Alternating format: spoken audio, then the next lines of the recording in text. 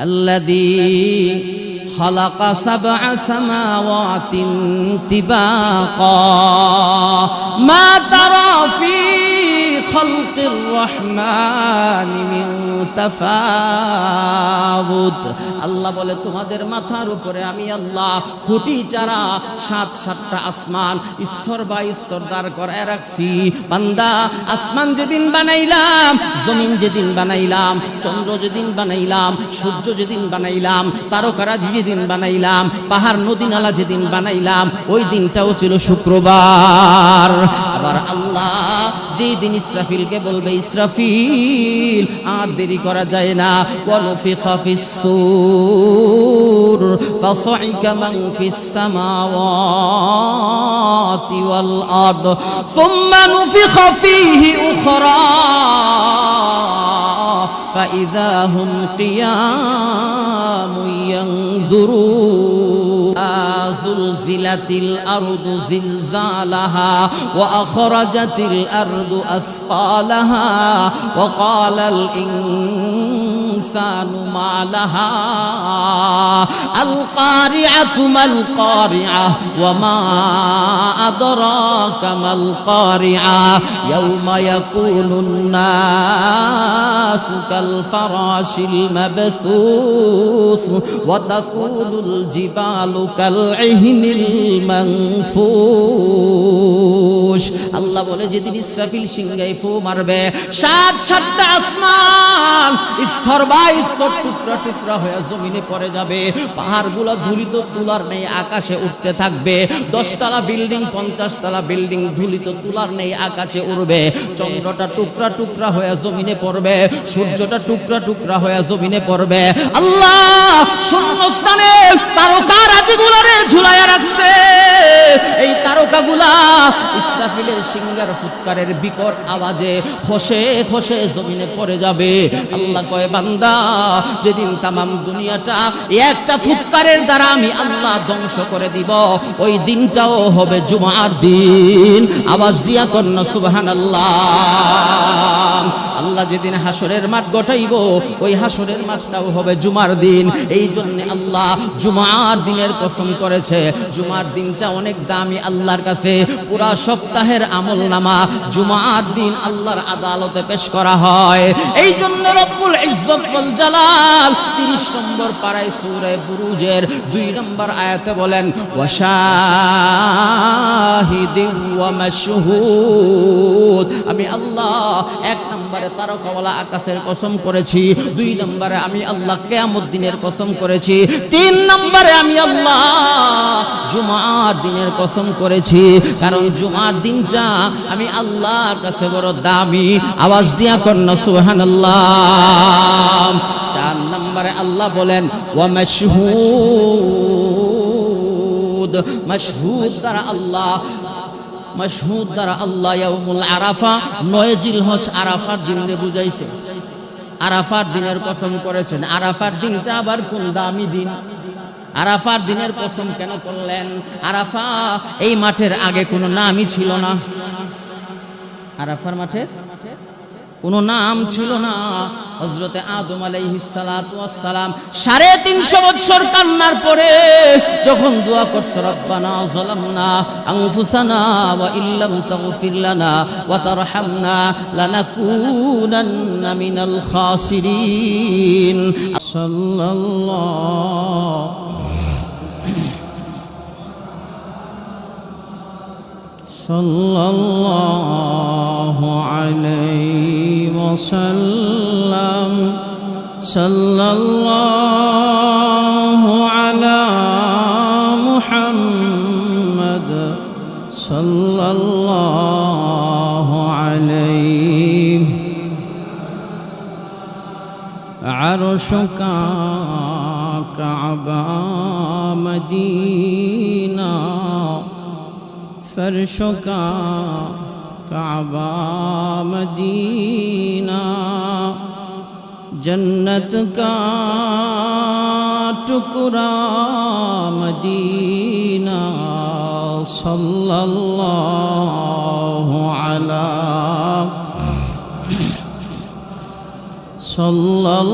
सल्लल्लाहु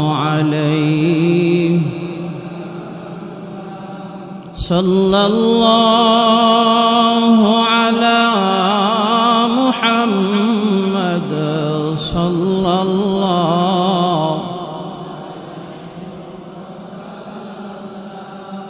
भक्ति का चमके सितारा हाजिरी का हो इशारा देख कर रोज़े प्यारा सल्लल्लाहु अलैहि सल्लल्लाहु अलैहि सल्लल्लाहु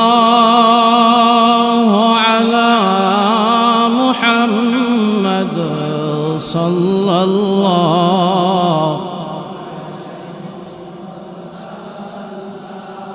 बलगल उला बिकमालिही कशफ दुजा बिजमालिह हसनत जमीअ खिसालिह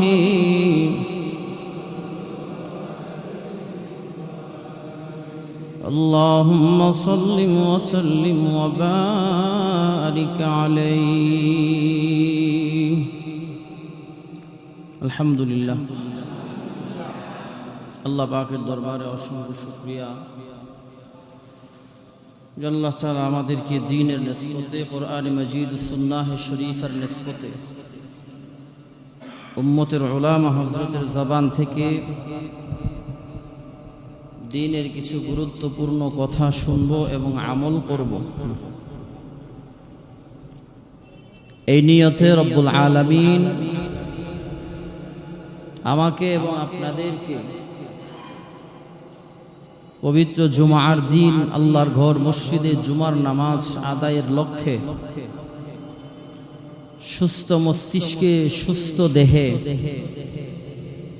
সুস্থ অবস্থায়, বহাল তবিয়তে আল্লাহর ঘর মসজিদে হাজিরা দেওয়ার তৌফিক আল্লাহ আমাদেরকে দান করেছেন। এজন্য আমরা খুশি না বেজার? খুশি হলে খুশির আওয়াজকে উঁচু করে, বড় করে আল্লাহ পাকের শিখানো সেই প্রশংসনীয় বাক্যটা সকলে আওয়াজ করে বলি আলহামদুলিল্লাহ। সম্মানিত মুসল্লিয়ানি কেরাম, গত জুমায় সূরাতুল বুরুজের প্রথম দুইটা আয়াতে আল্লাহ দুইটা দামি দামি বস্তুর কসম করেছেন। দুইটা দামি বস্তু সম্পর্কে আপনাদেরকে আমি আংশিক কিছু ধারণা দিয়েছিলাম। প্রথমে আল্লাহ তারকাওয়ালা আকাশের কসম করেছেন, ওয়াস-সামা'i যাতিল বুরুজ। দুই নম্বরে আল্লাহ ওয়াল ইয়াউমিল মাবউদ আই ইয়াউমুল কিয়ামাহ, কিয়ামত দিবসের কসম করেছেন। তিন নম্বরে আল্লাহ একটা আয়াতে দুইটা বস্তুর কসম করেছেন, ওয়া শাহিদিন ওয়া মাশহুদ। শাহেদ দ্বারা আল্লাহ জুমার দিনের কসম করছেন, মাশহুদ দ্বারা আল্লাহ ইয়াউমুল আরাফার দিনের কসম করেছেন। 9 জিলহজ আরাফার দিন হাজী সাহেবরা আরাফার মাঠে অবস্থান করে। কোন হাজী সাহেব যদি আরাফার মাঠে 9 জিলহজ অবস্থান করে না, রাসূল বলেন ওই হাজীর হজ আল্লাহর দরবারে কবুল হয় না। তো আল্লাহ জুমার দিনের কসম করেছেন, তার মানে জুমার দিনটা অনেক দামি। জুমার দিনটা আল্লাহর কাছে অনেক গুরুত্বপূর্ণ একটা দিন। কি বলেন? সাইয়্যিদুল আইয়াম যাকে বলা হয়, পুরা 6 দিনের সর্দার হলো জুমার দিন। আবার জুমার দিনকে ঈদের দিনও বলা হয়েছে। এই জুমার দিনের কসম করেছেন আল্লাহ। তার মানে বোঝা গেল জুমার দিনটার গুরুত্ব আল্লাহর কাছে অনেক বেশি। এই জুমার দিনের কিছু ফজিলত আছে, জুমার দিনের কিছু গুরুত্ব আছে। আল্লাহ কিছু দিনের উপর শ্রেষ্ঠত্ব দান করেছেন।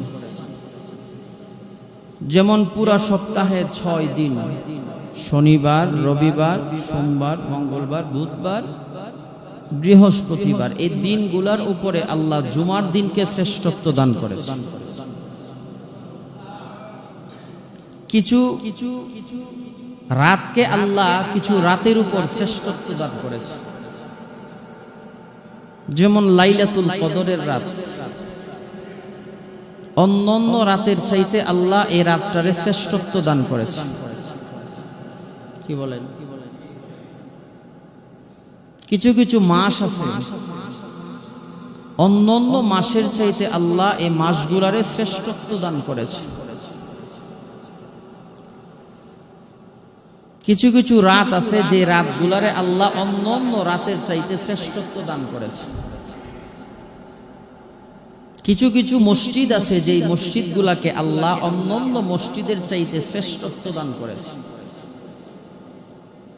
কিছু কিছু পাহাড় আছে যেই পাহাড়গুলারে আল্লাহ তামাম দুনিয়ার সমস্ত পাহাড়ের চাইতে শ্রেষ্ঠত্ব দান করেছে। যেমন জাবালে ওহুদ, ওহুদের পাহাড় সারা পৃথিবীর সমস্ত পাহাড়ের চাইতে আল্লাহ ওহুদ পাহাড়কে বেশি শ্রেষ্ঠত্ব দিয়েছে। জাবালে নূর সারা দুনিয়ার সমস্ত পাহাড়ের চাইতে আল্লাহ এই পাহাড়ে শ্রেষ্ঠত্ব দান করেছেন। কেন? এই পাহাড়ে কুরআন নাযিল হয়েছে। আরেকটা পাহাড় আছে জাবালে সুর,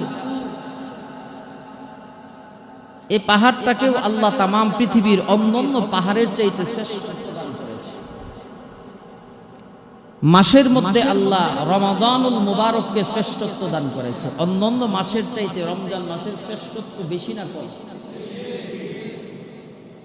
ঠিক তদ্রুপভাবে দিনের মধ্যে আল্লাহ তাআলা জুমার দিনকে শ্রেষ্ঠত্ব দান করেছেন। বুখারী শরীফের হাদিসে আসছে জুমার দিন যে মুমিন মুসলমান আজান হওয়ার আগেই গোসল করে, ভালো জামা কাপড় পরে, খুশবু ব্যবহার করে,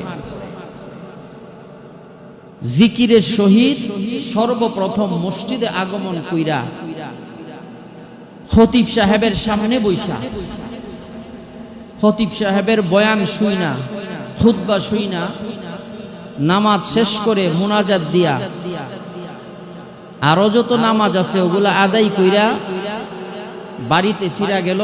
আল্লাহ রসুল বলেন এই জুমা থেকে নিয়ে আগামী জুমা পর্যন্ত আল্লাহ এই বান্দার জিম্মাদার হয়ে গেল।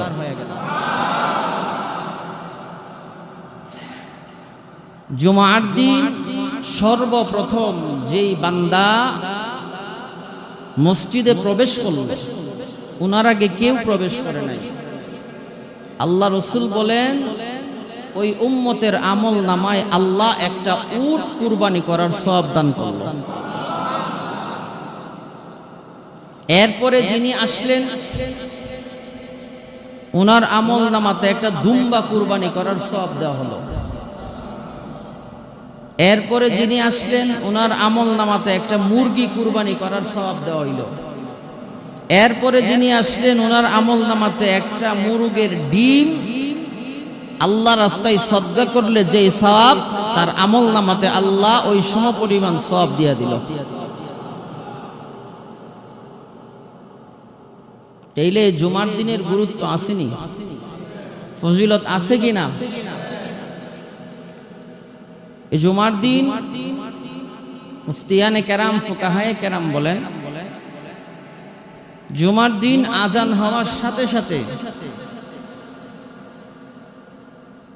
মুসলমান কোন ব্যবসায়ী তার আর ব্যবসা চলবে না, ব্যবসা চলে না, হারাম হয়ে যায় আজানের পরে যারা বেচা কেনা।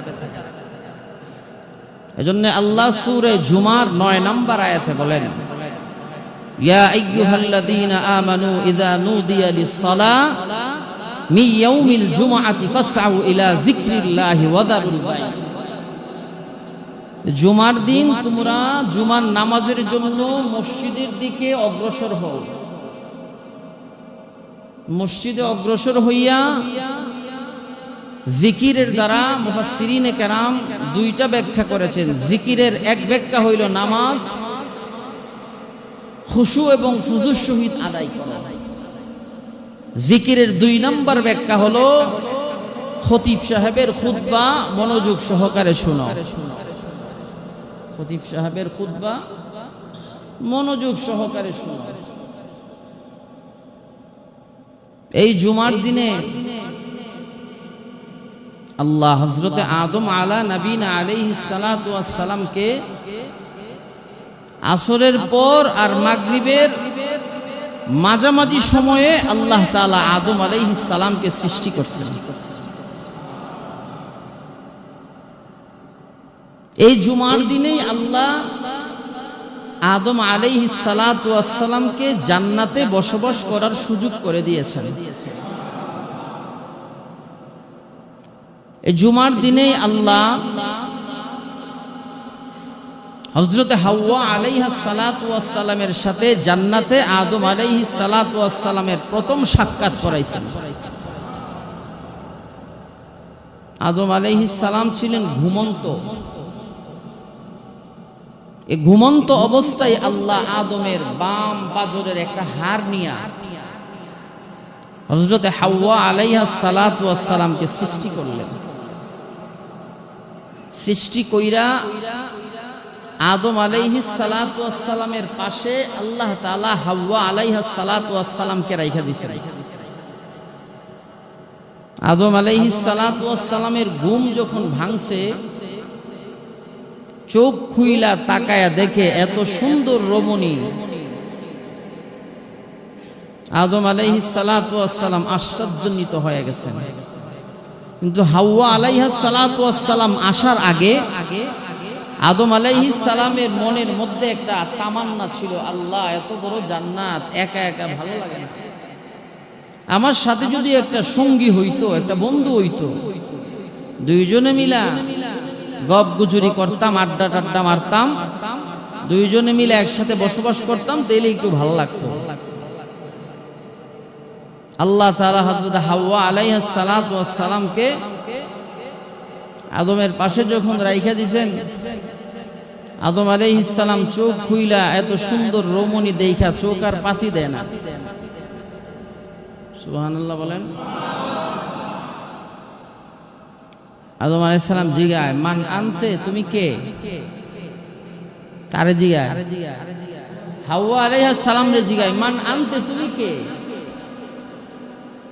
হাওয়া আলাইহিস সালাম বলেন, আনা হাওয়া, আমি হাওয়া আলাইহিস সালাম। তুমি এখানে কেন? আর তোমাকে কিসের জন্য সৃষ্টি করা হয়েছে? সুবহানাল্লাহ বলেন। আদম আলাইহিস সালাতু ওয়াস সালাম হাওয়ারে প্রশ্ন করেন, তোমাকে কেন সৃষ্টি করা হয়েছে? কিসের জন্য তোমারে বানানো হয়েছে?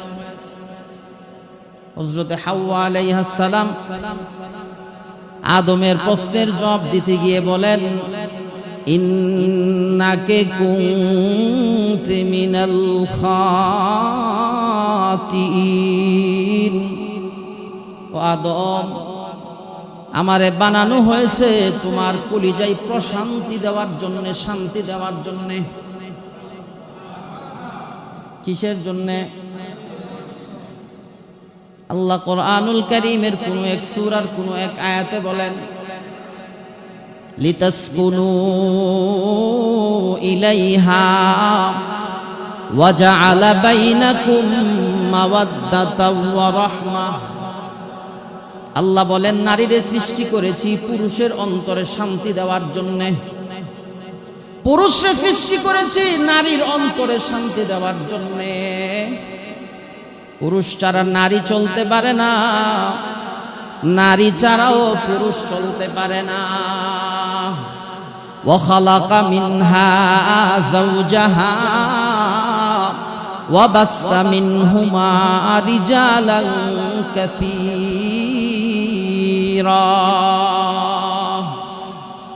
আল্লাহ বলেন এই জন্য আমি জোড়া জোড়া বানাইছি। কি বানাইছি? জোড়া জোড়া বানাইছি। মানুষ তোমারে পুরুষ বানাইছি, তোমার বিপরীতে আরেকটা বানাইছি নারী। এমন আমি আল্লাহ 18,000 মখলুকাত বানাইছি। 18,000 মখলুকাতের মধ্যে এক জাতি হলো পুরুষ, আরেক জাতি হলো নারী। নারীরে কেন বানাইছেন? ওয়াজআলা বাইনাকুম মাওয়াদ্দাতাও ওয়া রাহমাহ। আল্লাহ বলেন নারী তোমারে বানাইছি পুরুষের অন্তরে প্রশান্তি দান করার জন্য, পুরুষের কলিজায় শান্তি দেওয়ার জন্য নারীদেরকে বানানো হয়েছে। সুবহানাল্লাহ বলেন। হযরতে আদম আলাইহিস সালাম হাওয়া আলাইহিস সালাতু ওয়াস সালাম রে যখন এই প্রশ্ন করলেন, হাওয়া বলেন আদম আল্লাহ আমারে বানাইছে তোমার কলিজায় শান্তি দেওয়ার জন্য। এই কথা বলার পরে আদম আলাইহিস সালাতু ওয়াস সালামের হাত যখন সামনের দিকে যায়, হাওয়ারে ধরতে যায়, আল্লাহ বলে আদম হাত সামনে বাড়ায়ও না, আর একটু কাজ বাকি আছে। সুবহানাল্লাহ বলেন। আল্লাহ ডাইকা কয় আদম তোমাদেরকে বিবাহ করাইতে হইব, বিবাহের বন্ধনে তোমাদেরকে আবদ্ধ করাইতে হইব। আদম এবং হাওয়ারে আল্লাহ জান্নাতে বিয়ে করাইয়া দিলেন। দুইজন মিলা জান্নাতে বসবাস করে, জান্নাতে খায়, জান্নাতে ঘুমায়, জান্নাতের ফল ভোগ করে, জান্নাতের নিয়ামত ভোগ করে। আল্লাহ ডাক দিয়া কয়লা তাকরাবা হাযিহিশ শাজারা ফাতাকুনা মিনাল যালিমিন। আদম তুমি আর হাওয়া স্বামী স্ত্রী আমার জান্নাতে থাকো, আমার জান্নাতের নিয়ামত ভোগ করো, আমার জান্নাতের নাজ নিয়ামত উপলব্ধি করো। আদম ওই যে একটা গাছ দেখা যায়, লা তাকরাবা হাযিহিশ শাজারা, আদম রে ওই যে একটা গাছ দেখো, বলে জি আল্লাহ দেখছি। আল্লাহ কয় আদম ওই গাছের ফল খাইবা দূরের কথা, গাছের ধারে কাছেও যায় না, গাছের ধারে কাছেও যায় না, ফল খাইবা দূরের কথা। মহিলা মানুষের মন হলো নরম, এজন্য মুফতিয়ানে কেরাম মহিলাদেরকে বলছেন না কেসে আকল। পুরুষের চাইতে তাদের আকল কম, পুরুষের চাইতে নারীদের মেধা কম, পুরুষের চাইতে নারীর শক্তি কম, পুরুষের চাইতে নারীর বুদ্ধিও কম। কি বলেন? শয়তান মুরব্বী মানুষের সুরত ধারণ কইরা হাওয়ারে আয়েশা বলে, হাওয়া আল্লাহ যে তোমাদেরকে নিষেধ করছে এই গাছের দ্বারে কাছে যাইও না, এই গাছের ফল খাইও না। কেন নিষেধ করেছে জানো? এই গাছের ফল যতক্ষণ পর্যন্ত না খাইবা ততক্ষণ পর্যন্ত তোমরা জান্নাতে বসবাস করতে পারবা। এই গাছের ফল যদি খাও তাইলে আল্লাহ চিরজীবন তোমাদেরকে জান্নাত থেকে বের করবে না। আর এই গাছের ফল যদি খাও তাইলে আল্লাহ তোমাদেরকে মরণ পর্যন্ত, কিয়ামত পর্যন্ত এই জান্নাতের ভিতরে রাখবে। ফল যদি না খাও আল্লাহ তোমাদেরকে জান্নাত থেকে বের কইরা দিব। শয়তানের কাজই তো দরবার লাগানো, ঠিক না? শয়তান হাওয়ারে উল্টা পাল্টা বুঝাইছে। মহিলা মানুষ তো মন নরম, এত কিছু প্যাসপুস বুঝে না। স্বামী রেগে একই, স্বামী আল্লাহ নিষেধ করেছে গাছের ফল যেন না খায়, এই গাছের দ্বারে কাছেও যেন না যায়। এই গাছের ফল না খাইলে আল্লাহ আমাদেরকে জান্নাত থেকে বের করে দিও। আদম রে ফুসলায়া ফাসলায়া যখন আদম আলাইহিস সালামের মনটারে গলায় ফেলছেন, আদম আলাইহিস সালাম গাছের কাছে গেছে, ফল পারছে, হাতে নিয়ে যখন ফল মুখে নিয়ে চাবান দিছে, আল্লাহর কুদরতি ইশারায় আদমের শরীরের সব কাপড় খুইলা পড়া গেছে, হাওয়ার সমস্ত কাপড় খুইলা পড়া গেছে। লা تقربا هذه الشجرة فتكونا من الظالمين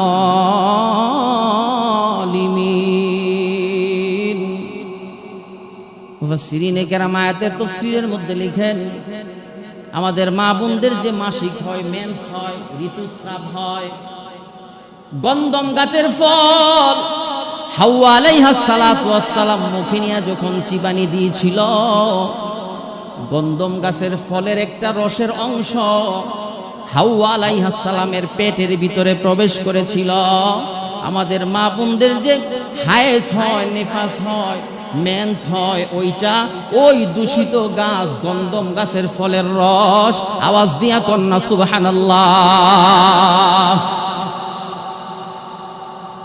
আদম আলাইহিস সালাম যখন ফল খাইলো হাওয়া ফল খাইলো আল্লাহ ডাক দিয়া কয় আদম নিষেধ করেছিলাম এই গাছের ফল খাইও না এই গাছের দ্বারে কাছেও যাইও না সাথে সাথে আল্লাহ আদম এবং হাওয়ারে জান্নাত থেকে বিতাড়িত করে দিলেন যেই দিন আদম এবং হাওয়া জান্নাত থেকে বের হয়েছিল ওই দিনটাও ছিল শুক্রবার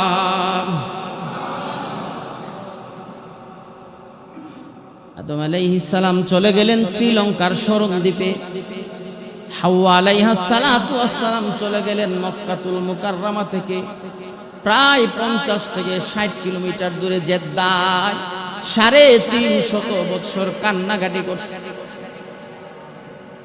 কয়শো বছর 350 বছর কান্নাকাটি করছে শেষ পর্যন্ত আদম আলাইহিস সালাম আমার আপনার নবীর উসিলা দাঁড় করাইছে তার উসিলা আমার আপনার নবীর উসিলা দাঁড় করায় বলে আল্লাহ জান্নাতের পিলারের মধ্যে দেখছিলাম তোমার নাম তোমার নামের পাশে আরেকটা নাম আল্লাহ মনে হয় তোমার বড় মাহবুব মনে হয় তোমার বড় পেয়ারা আল্লাহ ওই নামের উসিলায় আমাদেরকে মাফ কইরা দাও এরপরে আদম দোয়া করেছেন রব্বানা যালামনা আনফুসানা ওয়া ইল্লাম তাগফির লানা ওয়া তারহামনা লানাকুনান্না মিনাল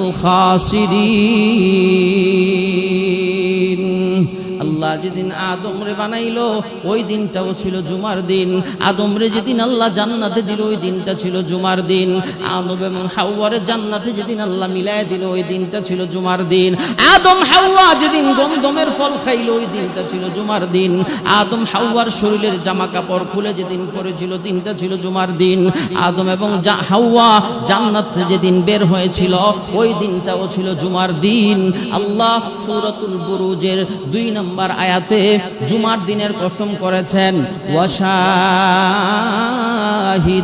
ওয়া মাশহুদ আল্লাহ বলেন আমি জুমার দিনের কসম করে বলি কুতিলা আসহাবুল উখদুদ গর্তওয়ালা যারা আসহাবে উখদুদ যারা জালিম যারা কিয়ামত পর্যন্ত আমি আল্লাহর পক্ষ থেকে ওদের উপর অভিশাপ এই জুমার দিনের দাম আসেনি আরো জোরে বলেন আল্লাহ নবীর সাহাবী আল্লাহ রাসূলকে গিয়ে প্রশ্ন করলেন ইয়া রাসূলুল্লাহ জুমার দিনে কোন সময় দোয়া করলে দোয়া কবুল হয় আল্লাহ রাসূল বলে সাহাবী জুমার দিনে একটা সময় আছে যেই সময় আল্লাহ দোয়া করলে দোয়া ফিরাইয়া দেয় না ওই সময়টা হলো আসর থেকে নিয়ে মাগরিবের আজানের আগ পর্যন্ত ওই সময়ে আল্লাহ ওই যে আসমানে বৈশা থাকে বান্দার গুনাহ মাফ করার জন্য আল্লাহ রাসূল বলে সাহাবী শুধু তা নয় জুমার দিন আসর থেকে নিয়ে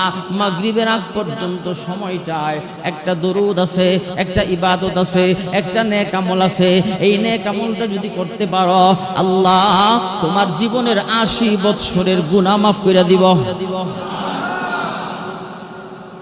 আমলটা কি? আল্লাহ রাসূল বলেন দুরুদে উম্মি, আল্লাহুম্মা সাল্লি আলা মুহাম্মাদিন নাবিয়্যিল উম্মিয়্যি ওয়া আলা আলিহি ওয়া সাল্লিম তাসলিমা।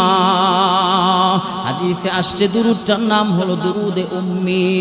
কোন বান্দা যদি আসরের নামাজের পরে মসজিদের বারান্দায় বইসা, বাসায় বইসা, দোকানে বইসা, আঙ্গুলের গাইডে গইনা গইনা 80 বার এই দুরূদটা নবীজির শানে পড়তে পারে, আল্লাহ রাসূল বলে উম্মত আল্লাহ তোমার জীবনের 80 বছরের গুনাহ মাফ করে দিবে। আল্লাহ এই দামি জুমার দিনের কসম করেছেন। জুমার দিন আর অন্য জোহরের নামাজ বেশ কম আসেনি? আরো জোরে বলেন। অন্য জোহরের নামাজ হলো 4 রাকাত, জুমার নামাজ হলো 2 রাকাত। অন্য জোহরের নামাজে ইমাম কেরাত করে আস্তে, জুমার নামাজে ইমাম কেরাত করে জোরে। অন্য জোহরের নামাজে আজান হলো 1টা, কিন্তু জুমার নামাজে আজান হলো 2টা। অন্য জোহরের নামাজে খুতবা নাই, কিন্তু জুমার নামাজে খুতবা আছে 2টা, আউয়াল খুতবা, সানি খুতবা। আল্লাহ নবী ইবনে মাজার হাদিসে বলেন এই জুমার দিনে আল্লাহ তামাম দুনিয়া বানাইছে। আল্লাযী خلق 7 سماوات طباقا ما ترى في خلق الرحمن من تفاوت। আল্লাহ বলে তোমাদের মাথার উপরে আমি আল্লাহ খুঁটি চারা 7টা আসমান স্তর বাই স্তর দাঁড় করায় রাখছি। বান্দা আসমান যেদিন বানাইলাম, জমিন যেদিন বানাইলাম, চন্দ্র যেদিন বানাইলাম, সূর্য যেদিন বানাইলাম, তারকারাজি যেদিন বানাইলাম, পাহাড় নদী নালা যেদিন বানাইলাম, ওই দিনটাও ছিল শুক্রবার। আবার আল্লাহ যেদিন ইসরাফিলকে বলবে ইসরাফিল আর দেরি করা যায় না, ওয়ানুফিখা ফিস-সূর ফাসাইকা মান ফিস-সামাওয়াতি ওয়াল আরদ সুম্মা নুফিখা ফীহি উখরা ফাইযা হুম কিয়ামুন ইয়ানজুরুন। زلزلتil ardu zilzalaha wa akhrajatil ardu asqalaha wa qalal insanu ma laha al qari'atu mal qari'ah wa ma adraka mal qari'ah yawma yakunun nasu kal farashil mabthuth wa takunul jibalu kal ইহনিল মানফুশ।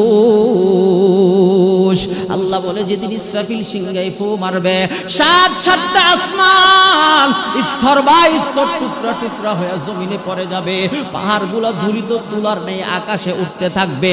10 তলা building, 50 তলা building ধুলিত তুলার নেই আকাশে উড়বে।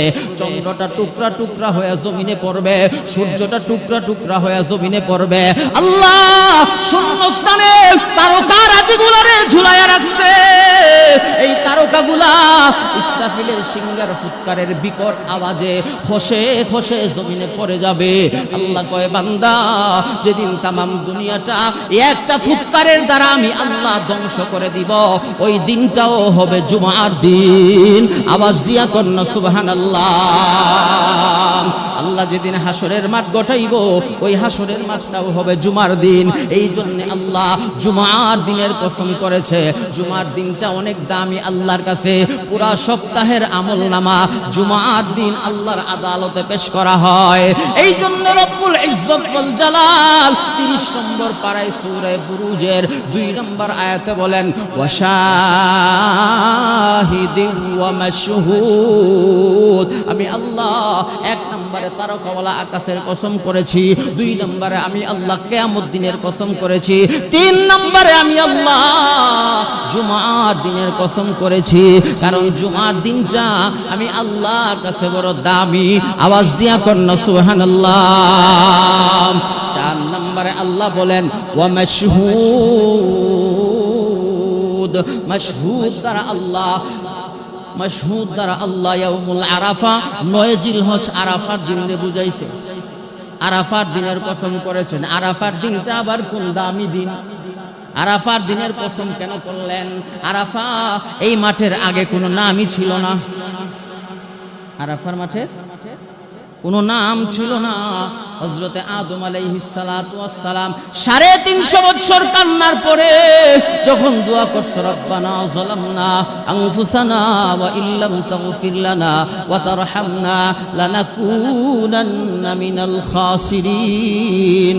আল্লাহ আদম আলাইহিস সালাতু ওয়াস সালাম রে শ্রীলঙ্কার শরণ দ্বীপ থেকে নিয়ে আসলেন মক্কায়। হযরতে হাওয়া আলাইহিস সালাতু ওয়াস সালাম রে জেদ্দা থেকে নিয়ে আসলেন ওই মাঠে, যেই মাঠের নাম বর্তমান আরাফার মাঠ। এই মাঠের আগে কোনো নামই ছিল না। আদম এবং হাওয়ারে আল্লাহ এই মাঠে আইনা দাঁড় করায় দিয়েছে, দুইজনের পরিচয় হয়েছে। আরাফা শব্দের অর্থ পরিচয় লাভ করা, আরাফা শব্দের অর্থ মিলিত হওয়া।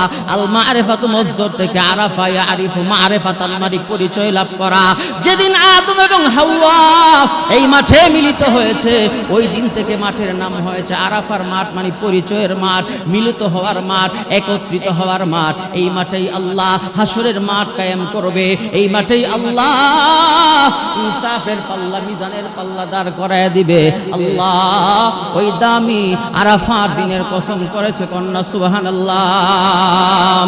আল্লাহর পয়গম্বর বলে, আরাফার মাঠে যে সমস্ত হাজিরা 9 জিলহজ অবস্থান করবে, আর যদি এই দোয়াটা বেশি বেশি পড়তে পারে, রব্বানা যালামনা আনফুসানা ওয়া ইল্লাম তাগফির লানা ওয়া তারহামনা লানাকুনান্না মিনাল খাসিরিন। আল্লাহ রসুল বলে, আরাফার মাঠে হাজি সাহেবরা কেমনে যায়? এখন তো সৌদি সরকার বাসের ব্যবস্থা করেছে, সৌদি সরকার মেট্রো রেলের ব্যবস্থা করেছে, কিন্তু আল্লাহ রসুল বলে 3.5 কিলোমিটার দূরে মক্কা থেকে আরাফার মাঠ। হাজি সাহেবরা যখন পাইদল পায়ে হেঁটে হেঁটে হেঁটে হেঁটে আরাফার মাঠের দিকে যাবে, আর এই দোয়াটা পড়বে গো।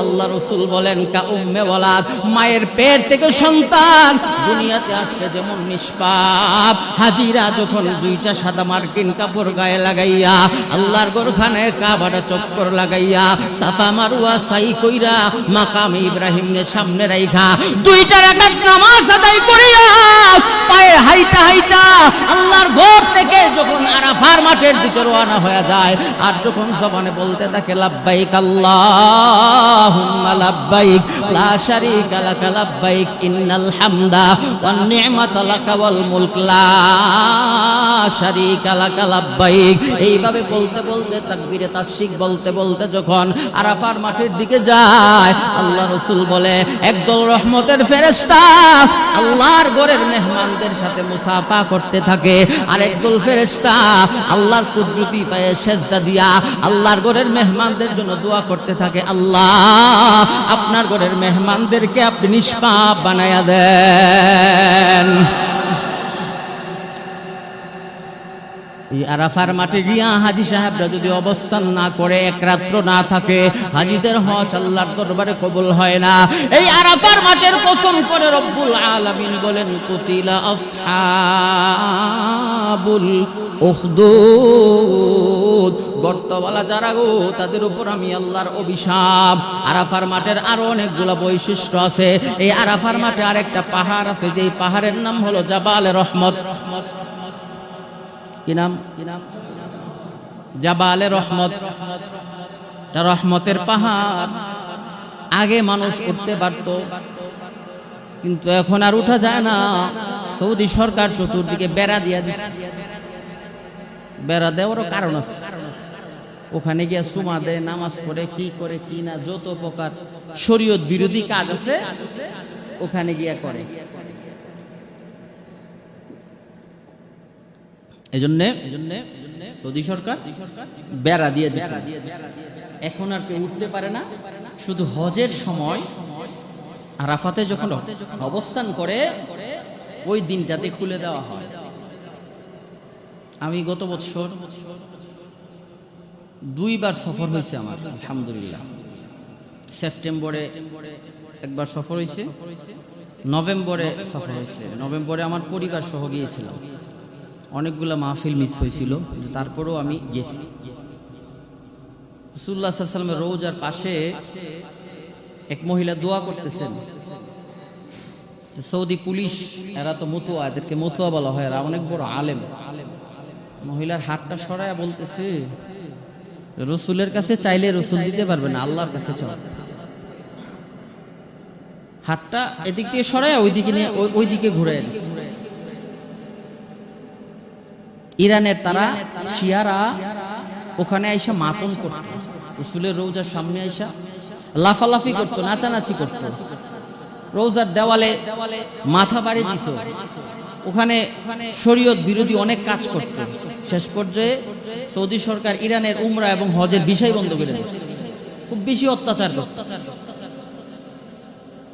আল্লাহ এই আরাফার মাঠে একটা পাহাড় আছে, যে পাহাড়ের নাম জাবালে রহমত, রহমতের পাহাড়। এই জাবালে রহমতে আমার আপনার নবীর জীবনের শেষ ভাষণ দিয়েছিলেন।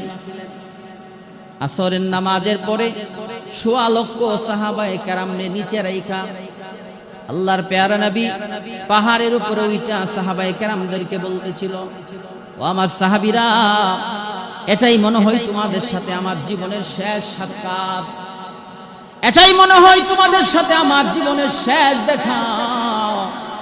এই হজের পরে মনে হয় তোমাদের সাথে আমার আর দেখা হইতে নাও পারে। সাহাবীরা, দুইটা আমানত তোমাদের কাছে আমি দিয়া যাই। তারাকতু ফীকুম আমরাইন লান তাদিল্লু মা তামাসসাকতুম বিহিমা, কিতাবাল্লাহ ওয়া সুন্নাতা রাসূলিহি। সাহাবীরা রে, আমি নবী তো চইলা যামু, আমার এত আর পাইবা না। তোমাদের কাছে দুইটা জিনিস আমানত দিয়া যায়, একটা হলো আল্লাহর কোরআন, আর একটা হলো আমি নবীর সুন্নাহ। এই দুইটা জিনিস যদি মরণ পর্যন্ত তোমরা আঁকড়ায় ধরতে পারো, পৃথিবীর কোনো পরাশক্তি তোমাদেরকে কোনো কিছুই করতে পারবে না।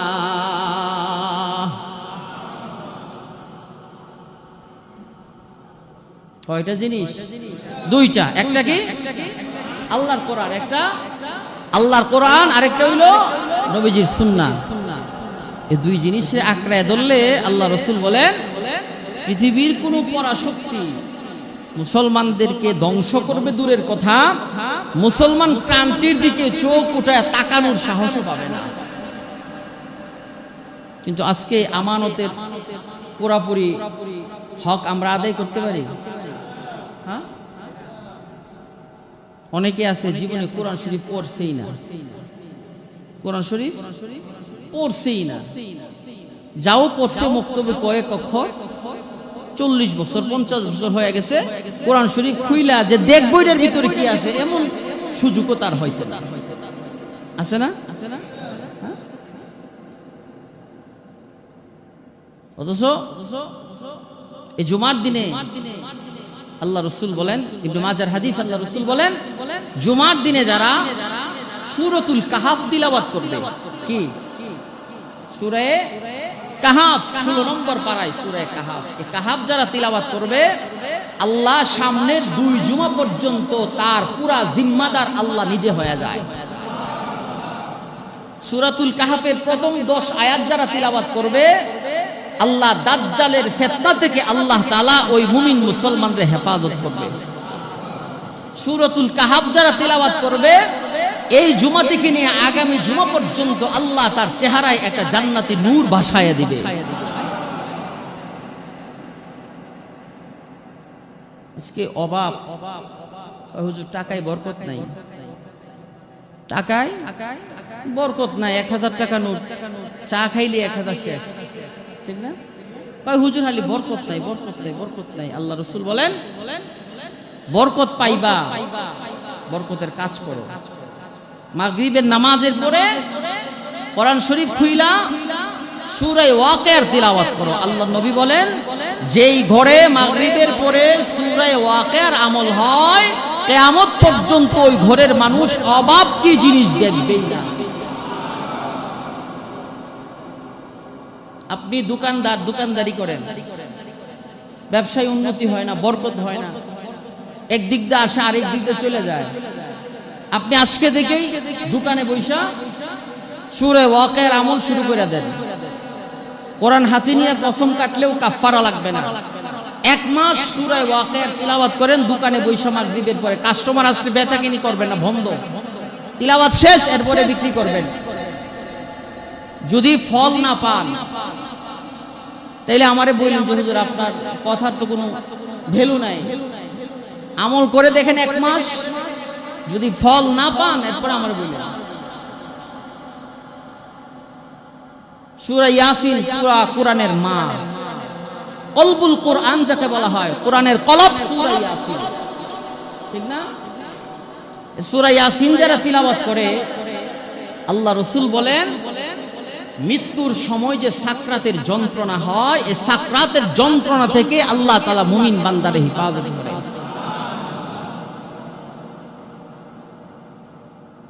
আমরা কয়জনে আমল করি?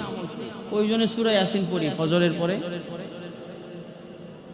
কয়জন আমরা জুমার দিন সূরাতুল কাহফের আমল করি? অন্তত 10টা আয়াত পড়লেও রাসূল বলেন আল্লাহ দাজ্জালের ফিতনা থেকে আল্লাহ তোমার হেফাজতে রাখবে। কয়জন আমরা সূরা আর রহমানের তিলাওয়াত করি? কয়জন সূরা মুলকের তিলাওয়াত করি? আজকে কোরআন আমাদের থেকে অনেক অবহেলিত, লাঞ্ছিত, অপমানিত, অপদস্থ, ঠিক না? আল্লাহ রাসূল আবু হুরায়রাকে বলতেছিলেন, ইয়া আবা হুরায়রা আল্লিমুহুল কোরআন, আবু হুরায়রা বেশি বেশি কোরআন পড়ো। কি পড়ো? বেশি বেশি কি পড়ো? কোরআন পড়ো। আবু হুরায়রা কয়, ইয়া রাসূলুল্লাহ কোরআন শরীফ বেশি পড়লে কি লাভ হইব? আল্লাহ রাসূল বলেন, তোমার ইন্তেকালের পরে তোমারে যে কবরে দাফন করব, আল্লাহর ঘর খানায়ে কাবা দৈনিক যেইভাবে মানুষ তাওয়াফ করে, তোমার কবর আল্লাহর রহমতের ফেরেশতারা ওইভাবে দৈনিক তাওয়াফ করে। ইমাম শাফি রহমতুল্লাহ আলাইহি আল্লাহ তাআলা স্বপ্নে দেখাইছেন, ইমামে শাফিঈ অমুক গ্রামে যাও, গিয়ে দেখো আমার একটা দুস্থ ময়রা পয়রা রইছে। কে বলেন? আল্লাহ। কাকে বলেন? ইমামে শাফি রহমতুল্লাহ আলাইহি। ইমামে শাফি রহমতুল্লাহ আলাইহি বলছেন, আমার এক বন্ধু অমুক এলাকায় ময়রা পয়রা রইছে, ওখানে গিয়া তারে গোসল করাইবা, কাফন পরাইবা, জানাজা দিয়া তারে কবরস্থ করবা। ইমামে শাফি রহমতুল্লাহ আলাইহি গেছে, গিয়া দেখে এই মানুষ তো এলাকার সবচাইতে খারাপ মানুষ, এই মানুষ আল্লাহর বন্ধু হইছে কিভাবে? এই মানুষ আল্লাহর মাহবুব বান্দা কিভাবে হইল? ইমামে শাফি রহমতুল্লাহ আলাইহি আশ্চর্য হয়ে গেছে, বলতেছিলেন, আল্লাহ এত সমাজের নিকৃষ্ট মানুষ, সমাজের সবচেয়ে খারাপ মানুষ, এ আপনার বন্ধু হইল কেন? গায়েব থেকে আওয়াজ আসছে, ইমামে শাফি এই বান্দাটা যদিও নিকৃষ্ট ছিল, কিন্তু রাতের বেলা বৈশা বৈশা আমার কোরআন তিলাওয়াত করত, আমার কোরআনের সাথে তার সুসম্পর্ক ছিল, আমার কোরআনকে খুব বেশি ভালোবাসতো, আমার কোরআনের বুকে লাগাইতো, আমার কোরআনের কপালে লাগাইতো, আমার কোরআনের তার ঠোঁটে লাগায় চুম্বন করত। কোরআনের সম্মান করার কারণে তার জীবনের সব গুনাহ মাফ কইরা আমি ওই বান্দারে আমার মাহবুব বানায় নিয়েছি।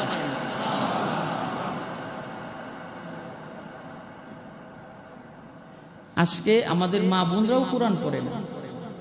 ছোট সময় দেখতাম আমাদের দাদিরা নানিরা যখন কোরআন পড়তো, রাস্তা দিয়ে মানুষ গেলে গুনগুন শব্দ শোনা যেত তিলাওয়াতে, ঠিক না? আজকে কোরআনের তিলাওয়াত নাই। কোরআনের তিলাওয়াতের ভিতরে আল্লাহ অনেক মজা রাখছে। যারা মজা পাইছে এরা 2 রাকাত নামাজে পুরো 30 পারা কোরআন খতম করছে।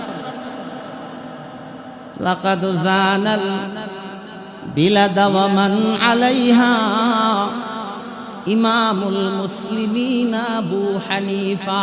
লাকাদ জানাল বিলাদা ওয়া মান আলাইহা ইমামুল মুসলিমিন আবু হানিফা। আবু হানিফা বুদ ইমামে বাফফা আসিরাজে উম্মতনে মুস্তাফা। আমাদের মাযহাবের ইমাম নু'মান ইবনে সাবিত ইমামে আযম আবু হানিফা রাহমাতুল্লাহি আলাইহি রাতের বেলা যখন তাহাজ্জুদের নামাজে দাঁড়ায় যাইতো, 2 রাকাত নামাজে 30 পারা কোরআনের খতম হয়ে যাইত। এজন্য আল্লাহ রাসূল ডাইকা কয় উতলুমা উহিয়া ইলাইকা মিনাল কিতাব ওয়া আকিমিস সালাহ ইন্নাস সালাতা তানহা আনিল ফাহশাই ওয়াল মুনকার ওয়া লাযিকরুল্লাহি আকবার ওয়াল্লাহু ইয়ালামু মা তাসনাউন। আল্লাহ কো নবী উতলুমা উহিয়া ইলাইকা মিনাল কিতাব, ও নবী জিবরাইলের মাধ্যমে ওহীর মাধ্যমে আমি আপনার সিনার ভিতরে 30 পারা কোরআন ঢুকায়া দিছি। নবী গো আপনি তিলাওয়াত করুন, সাহাবায়ে কেরামদেরকে বলুন তারাও যেন তিলাওয়াত করে, আপনার আনেওয়ালা উম্মতদেরকে বলে যান তারা যেন কালামে পাকের তিলাওয়াত করে। যারা আল্লাহর কোরআন তিলাওয়াত করে গো তারা যেন স্বয়ং আমার রব আল্লাহর সাথে কথা বলে। আসমান আল্লাহর বাহিরের জিনিস, জমিন আল্লাহর বাহিরের জিনিস, আর কোরআন আল্লাহর ভিতরের জিনিস। এই জন্যই তো এটার নাম কালামুল্লাহ, মানে আল্লাহর কথা, আল্লাহর কালাম। নবীজি বলেন কোরআনের সাথে সম্পর্ক করো, কোরআনের সাথে বন্ধুত্ব করো, কোরআনরে আপন বানাও, দেখবা দুনিয়া সব তোমার আপন হয়ে গেছে। বিদায় হজ্জের ভাষণে আল্লাহ রাসূল বলেন সাহাবীরা 2টা জিনিসে তোমরা আঁকড়ায় ধরো, একটা হলো আল্লাহর কোরআন আর একটা হলো আমি নবীর সুন্নাত পূজাও। সুন্নতে আহমদ পূজা বা মুহাম্মদ কাইবুয়াদ নিসবত তোরা রঙ্গে সুন্নি রঙ্গে উজরানি বুয়াদ সিবগাতাল্লাহ নফসে কুরআনি বুয়াদ। আল্লাহর পেয়ারা নবী রাতের বেলা দাঁড়ায়া দাঁড়ায়া যখন লম্বা লম্বা আয়াত দিয়া নামাজ পড়তো, আল্লাহ ডাক দিয়া কই বন্ধু আপনি যে সারা রাত দাঁড়ায়া নামাজ পড়েন, কোরআনের তিলাওয়াত করেন, আপনার পা 2টা তো ফুইলা গেছে গো নবী। ও নবী রাতের 1/3 দাঁড়ায়া দাঁড়ায়া আপনি আমার তিলাওয়াত করুন, নামাজ পড়ুন, বাকি অংশ আপনি আরাম করুন গো নবী। ইয়া আইয়ুহাল মুজাম্মিল কুমিল লাইলা ইল্লা কলিলা। বন্ধু সারা রাত দাঁড়ায় দাঁড়ায় নামাজ পড়েন, আপনার পা ফুইলা যায়, আপনার কষ্ট না হইলেও আমি আল্লাহ ঠিকই কষ্ট হয়। বন্ধু রাতের 1/3 দাঁড়ায় নামাজ পড়েন। ওয়া মিনাল লাইলি ফাতাহাজ্জাত বিহি নাফিলাতাল লাক আসা আইয়াবআসাকা রাব্বুকা মাকামাম মাহমুদা। আল্লাহ ডাক দিয়া কই বন্ধু সবাইরে দিলাম 5 ওয়াক্ত, আপনারে দিলাম 6 ওয়াক্ত। আমাদের কয় ওয়াক্ত নামাজ? হ্যাঁ আল্লাহ কয় সবাইরে দিলাম 5, আপনারে দিলাম 6। ওমিনাল লাইলি ফাতাহাজ্জাত বিহি, নবী গো তাহাজ্জুদটা আমি আল্লাহ আপনারে এক্সট্রা দিলাম।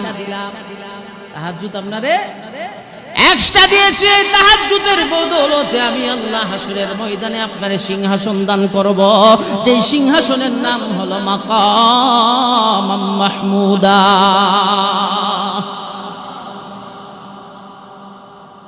তাহাজ্জুদের আমল করেন, অভ্যাস করেন, 2 রাকাত কইরা প্রতি রাতে, সর্বনিম্ন 4 রাকাত করেন না। দেখেন না কিছু পান কিনা, একটু চেষ্টা করে দেখেন।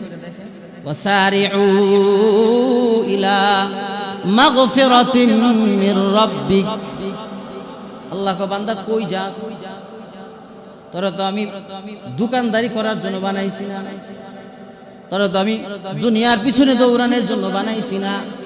আফাহাসিবতুম আন্নামা খালাকনাকুম আবাসা ওয়া আন্নাকুম ইলাইনা লা তুরজাউন। আল্লাহ আমাদেরকে প্রশ্ন করেন আফাহাসিবতুম, বান্দারে তুমি কি মনে করছো আমি তোমার অনর্থক বানাইছি? তুমি কি মনে করেছো তোমারে আমি আল্লাহ বেহুদা বানাইছি, নিষ্প্রয়োজনে বানাইছি? না না না, আমি তোমারে বেহুদা বানাই নাই। আমি আল্লাহ একটা উদ্দেশ্য নিয়ে তোমারে বানাইছি। আল্লাহ নিজেই বলেন, ওয়ামা খালাকাতুল জিন্না ওয়াল ইনসা ইল্লা লিয়াবুদুন। আল্লাহ বলে অনর্থক বানাইছি না, উদ্দেশ্য নিয়ে বানাইছি। উদ্দেশ্যটা কি? আমার ইবাদতের জন্য, আমার গোলামির জন্য। আল্লাহ কি উদ্দেশ্য নিয়ে বানাইছে? হ্যাঁ, আল্লাহর গোলামির জন্য আল্লাহ আমাদেরকে বানাইছে। এই জন্যে জুমার দিন অনেক দামি দিন। আমি এর আগেও এক জুমায় বলছিলাম, দুরুদে উম্মিটা যারা আমরা পারি না, মুয়াজ্জিন সাহেব আছে অথবা আমাদের ইমাম সাহেব হুজুর আছে, অথবা যারা পারে এদের কাছ থেকে একটু লেখা নেন না। কত কিছু শিখলেন দুনিয়ার, কত রাজনীতি শিখলেন, কত মাতাব্বুরি সর্দারি শিখলেন, কত কিছু শিখলেন। এইটা একটু শিখেন না, কয় মিনিট লাগে? হ্যাঁ, দুনিয়ার সব কিছুই তো আপনি শিখলেন, সব কিছু জানলেন, সব কিছু বুঝলেন। এই একটা দুরূদ দৈনিক 10 মিনিট সময় দিলে হয়ে যায়, ঠিক না? এটা একটু কাগজে লেখেন না, কাগজে লেখেন, লেখা মসজিদে বসে বসে পড়েন, অথবা বাসায় পড়েন, হাঁটতেছেন পড়েন, শুক্রবার আসরের পরে 80 বার পড়েন না। রাসূল বলেন, যারা আমার উপর দুরূদ শরীফ পাঠ করে, একদল ফেরেশতা তার নাম ঠিকানা সহ আমার রওজাতে দুরূদের আওয়াজ পৌঁছায় দেয়। আপনার নাম, আপনার বাবার নাম, দাদার নাম, বংশের নাম, পাড়ার নাম, মহল্লার নাম সব লেখা ফেরেশতারা রাসূলুল্লাহ সাল্লাল্লাহু আলাইহি ওয়াসাল্লামের রওজার ধারে নবীর কান মুবারকে পৌঁছায় দেয়। ইয়া রাসূলুল্লাহ, ফরদাবাদ বাজারের অমুক পাড়ার অমুকের ছেলে অমুক বাজার মসজিদে বৈশা আপনার শানে 80 বার দুরূদ পড়ছে। এই ছোট ছোট আমলগুলো করেন। আখলিস দীনাকা ইয়াকফিকাল আমালুল কলিল। এই ছোট ছোট নির্ভেজাল মুক্ত আমলের দ্বারা আল্লাহ জান্নাত দিয়ে দেন। আল্লাহ তাআলা আমাদের সবাইরে কথাগুলোর উপর আমল করার তৌফিক দান করুন। সকলে আমিন বলেন। আসলে কোনো কথা আছে? কোনো কথা আছে? আমরা যারা সুন্নত পড়ি নাই